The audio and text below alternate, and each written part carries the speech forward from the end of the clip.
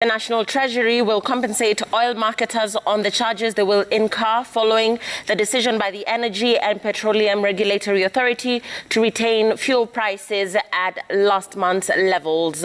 EPRA retained the current prices despite obvious increase in landing costs that have necessitated price hike before. Faisal Ahmed has more on that story.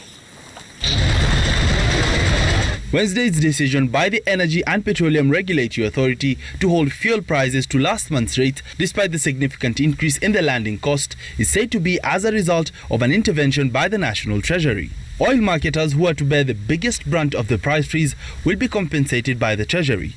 The funds are said to be drawn from the Consolidated Fund funded by the Petroleum Development Levy, which is 5 shillings and 40 cents on a litre of any fuel product, popularly known as the fuel subsidy scheme. And I think the government saw it fitting to take the hit and pass that benefit to the common mwananchi by maybe compensating the multinationals on the loss they would have incurred through the importation of the expensive product.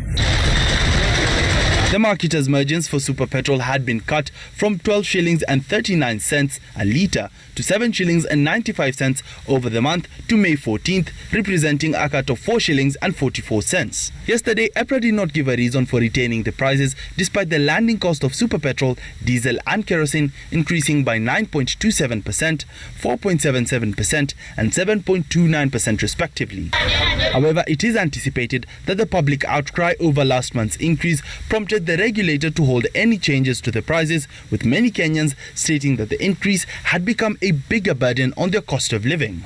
I think this was informed by a masterstroke move by the government. I think they must have realized that any change, especially to pushing the prices upwards, it would have exacerbated the already fragile economic situation of the common mwananchi.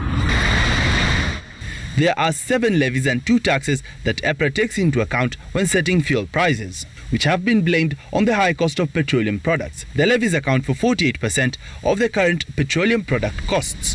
Faisal Ahmed, Citizen TV, Nairobi.